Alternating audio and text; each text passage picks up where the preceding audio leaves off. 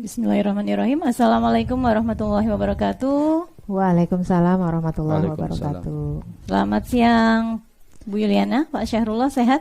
Sehat, alhamdulillah. Kelihatannya hari ini merah-merah merona nih. Kita merah pink-pink ya. Ceria. Mudah-mudahan dia seceria hatinya ya Bu Yuliana. Ya. Insyaallah.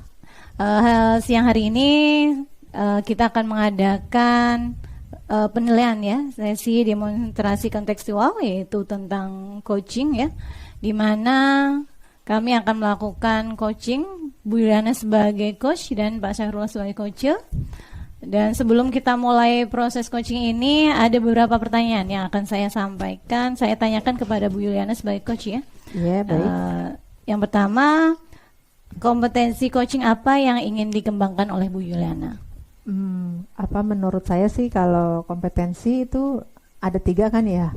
Nah itu ketiga-tiganya saya memang perlu untuk mengembangkannya karena memang masih proses belajar ya. Yang pertama itu tadi tentang kehadiran penuh, di mana kita sebagai coach harus benar-benar mampu menghadirkan diri kita untuk coach yang ingin memberikan yang ingin berbagi permasalahannya dengan kita seperti itu. Kemudian yang kedua adalah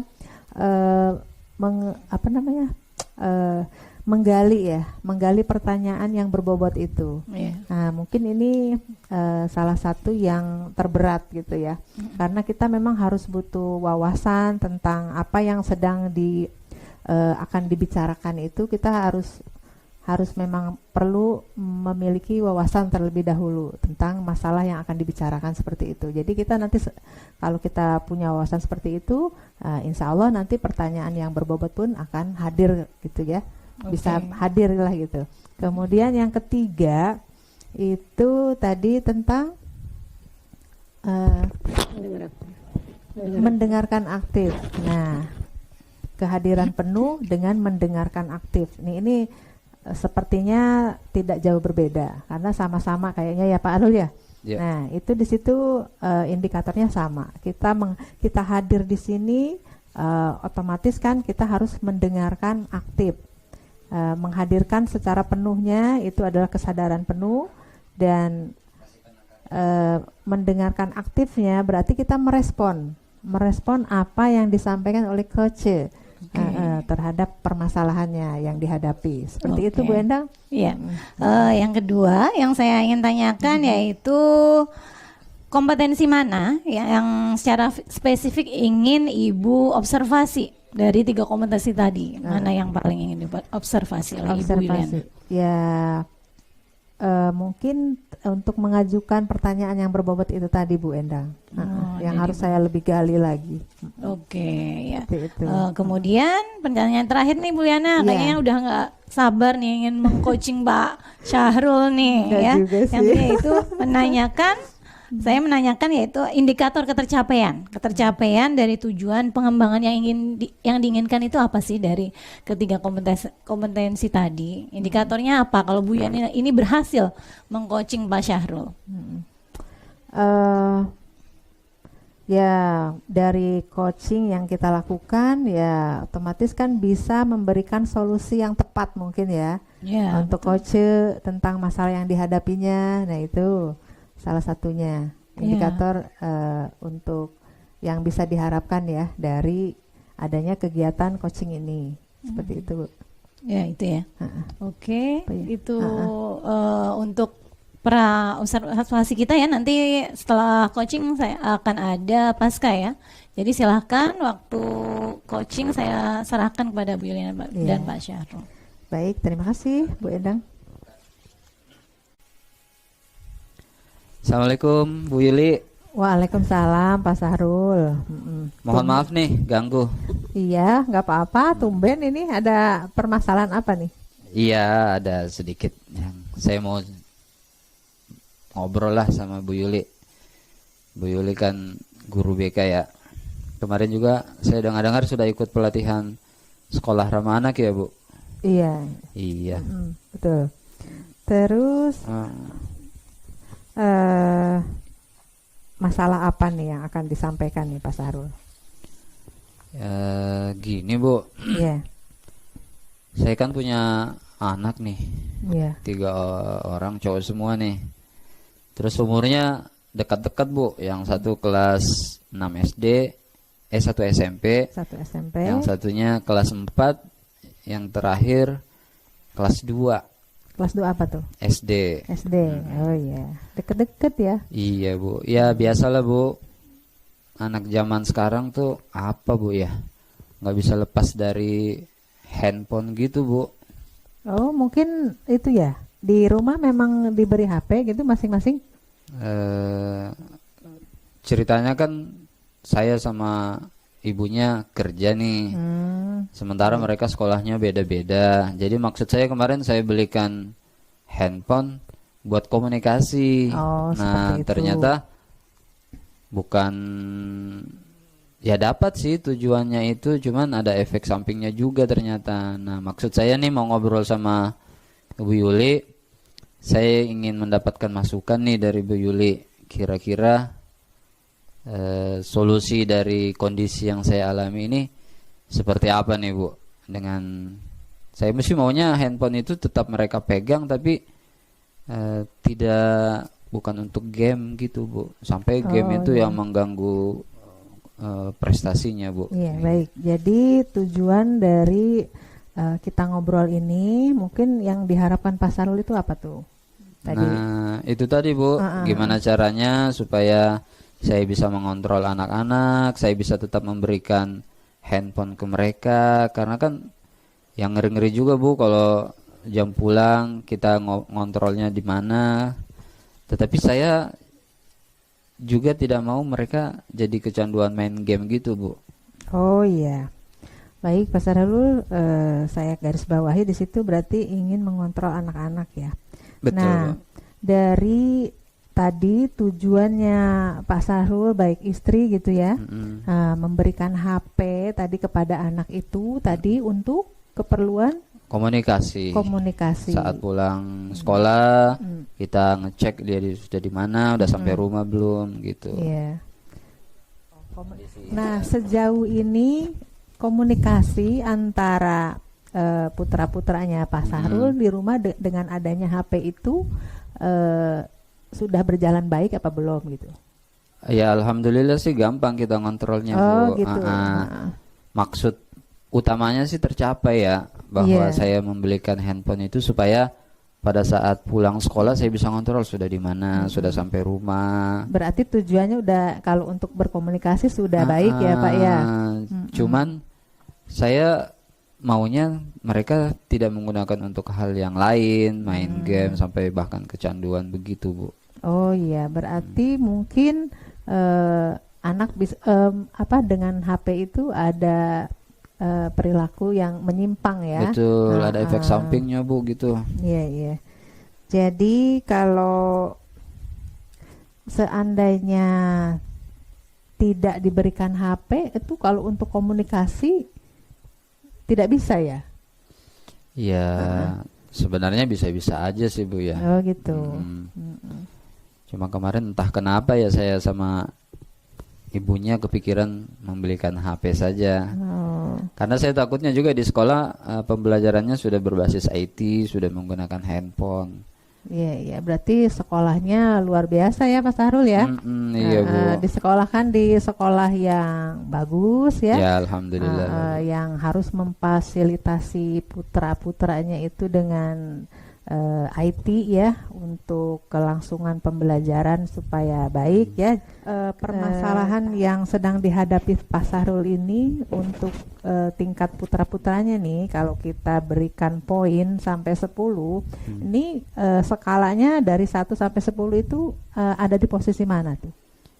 Iya, dari kondisi ideal yang saya dan istri inginkan sih kayaknya ada di angka 7 ya Bu.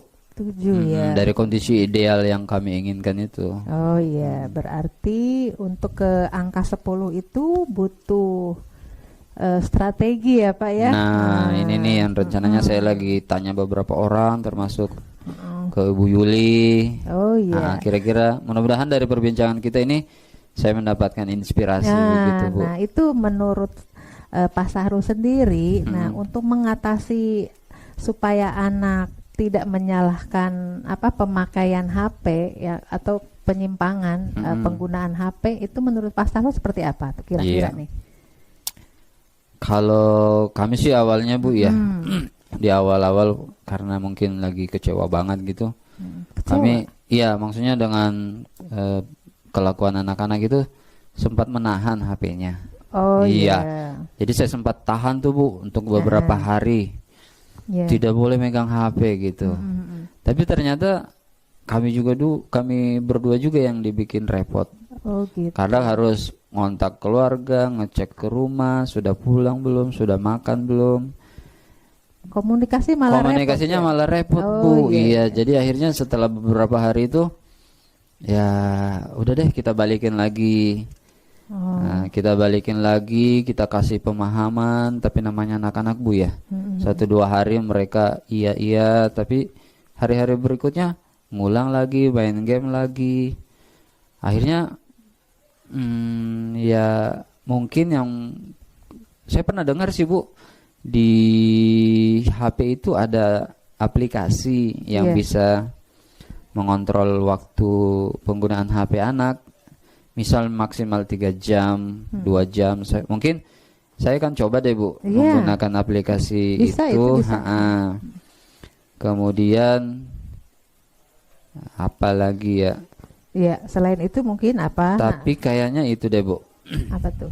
Saya punya keyakinan sih bahwa kalau anak itu disibukkan dengan aktivitas positif, misalkan main bola, main bulu tangkis, olahraga, mungkin mereka dengan sendirinya akan tidak tergantung sama HP Bu ya. Ya, bagus sekali itu. Solusinya keren tuh Pak, bagus. Iya, nanti saya coba deh Bu. Iya. Bagus itu supaya jadi anak nggak terlalu fokus ya. Betul. Sama HP. Jadi anak dialihkan kepada permainan ya. Hal-hal positif Bu ya. Iya, betul banget. Kemudian untuk prioritas mungkin ya, langkah awal apa yang akan Pak Sahrul lakukan gitu ya? Iya.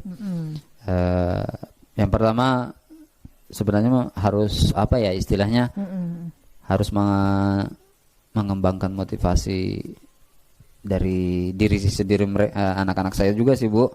Jadi mungkin pertama saya tetap akan memberikan pencerahan ya kepada mereka supaya bisa bijak gitu Bu dalam menggunakan handphonenya. Kemudian yang kedua, dalam waktu dekat saya mungkin akan segera itu mencari tahu aplikasi yang bisa mengontrol penggunaan HP anak-anak itu Bu ya. Oh iya. Kemudian saya mungkin juga akan diskusi dengan istri untuk mencarikan aktivitas bagus olahraga gitu Bu ya. Iya deh, insya Allah. Mungkin kalau di sekolah mungkin ada permainan ekskul ya. Banyak anak melakukan banyak permainan. Betul. Kan bisa ikut ekskul juga. Termasuk saya mungkin akan ini ya Bu ya, komunikasi dengan wali kelasnya ya. Karena biasanya anak seumuran SD itu lebih dengar guru-gurunya di sekolah dibanding orang tuanya di rumah. Orang tua, iya betul. Iya Bu. Nah, iya. Mantap. Kemudian baik Pak Sahrul, mungkin yang rencana yang akan Pak Sahrul lakukan itu kira-kira kapan nih mau dilaksanakannya nih? Ya secepatnya Bu. Pulang dari sini saya akan ngobrol dengan istri dengan beberapa opsi yang tadi kita ceritakan. Kayaknya menarik deh. Dan secepatnya malam ini juga aplikasi-aplikasi itu akan coba saya install. Kemudian telepon wali kelasnya untuk membantu kami mengontrol anak-anak ini. Betul. Karena ya begitu Bu ya, di satu sisi handphone butuh, tapi di sisi lain memang kita harus mencegah juga dari penyalahgunaannya Bu ya. Iya, berarti harus banyak kerjasama ya. Iya. Terutama tadi dari istri ya, kemudian dari wali kelas, kita harus komunikasikan masalah ini juga. Kemudian dengan sekolah juga ya, anak bisa diikutkan berbagai ekskul gitu ya Pak ya. Iya Ibu. Bagus itu. Pak Sahrul bisa melaksanakan rencananya dengan baik ya. Baik. Dan disertai dengan dukungan-dukungan dari pihak yang lain ya. Itu harus sejalan ya Pak, agar tujuan yang kita inginkan itu bisa mudah tercapai gitu. Jadi mungkin ya Pak ya, dari pembicaraan yang sudah kita lakukan beberapa menit ini, bisa saya simpulkan, kesimpulannya adalah anak dari tujuan awal adalah memberikan HP itu untuk berkomunikasi. Alhamdulillah sudah berjalan, tetapi seiringnya waktu mereka di pertengahan itu malah menggunakan HP itu dengan sampai lupa waktu ya, seperti itu ya. Nah, solusi yang mungkin akan dilakukan oleh Pak Sahrul yang pertama adalah berkomunikasi terlebih dahulu bersama pasangan di rumah, bagaimana baiknya ini pemecahan masalah untuk anak-anak di rumah ya. Kemudian setelah itu bisa langsung berkomunikasi dengan wali kelasnya di sekolah masing-masing, dan juga mencari aplikasi ya yang mungkin bisa membatasi anak dalam bermain HP seperti itu. Nah, dari solusi itu sih semuanya sudah bagus ya Pak Sahrul ya. Iya Bu. Mudah-mudahan kedepannya anak-anak bisa menjadi lebih baik. Anak-anak diberikan pembelajaran, terutama selalu diingatkan terus setiap hari itu ya Pak ya. Betul Bu. Baik di rumah maupun di sekolah itu kita kerjasama, dan dari sekolah pun harus selalu mengingatkan kepada anak untuk penggunaan HP itu adalah untuk belajar, tujuannya seperti itu. Iya, Bu. Dan berkomunikasi dengan orang tua. Terima kasih banyak nih Bu atas waktunya. Ya. Alhamdulillah saya terus terang mendapatkan beberapa solusi yang bisa saya aplikasikan, dan mudah-mudahan nanti kapan-kapan kita ngobrol lagi ya Bu, terkait perkembangan apa yang barusan kita diskusikan. Saya juga perlu tahu bagaimana perkembangannya nanti ke depan setelah Pak Sahrul merealisasikan tujuan strategi untuk merubah situasi ini ya. Saya ingin tahu nanti perkembangannya Pak ya. Iya. Baik Bu, terima kasih ya Bu. Baik, terima Assalamualaikum. kasih. Waalaikumsalam warahmatullahi.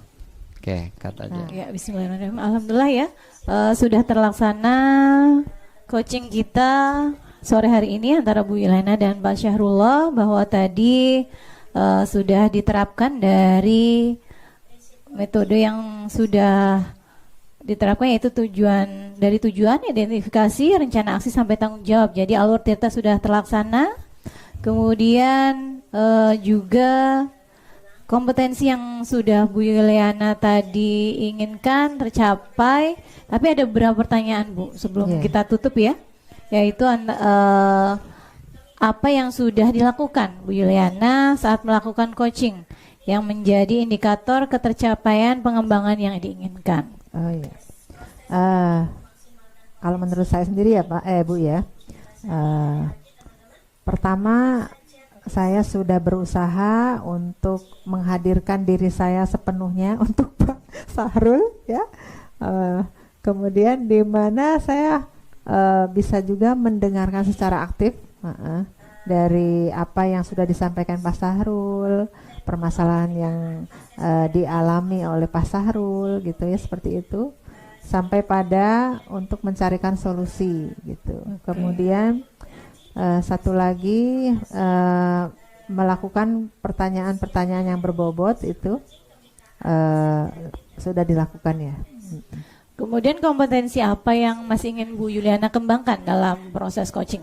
Iya, lagi-lagi itu lagi ya. Iya, kita tanyain lagi. Tapi kan siapa tahu sekarang berubah nih ya kompetensi yang Bu Yuliana tidak ingin berubah kembangkan. sih, tetap masih pada posisi untuk menggali pertanyaan yang berbobot itu. Oke. Masih perlu saya kembangkan sepertinya. Oke, terima kasih Bu Yalana.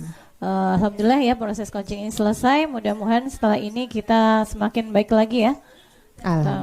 Selamat sore dan assalamualaikum warahmatullahi wabarakatuh. Waalaikumsalam warahmatullahi wabarakatuh.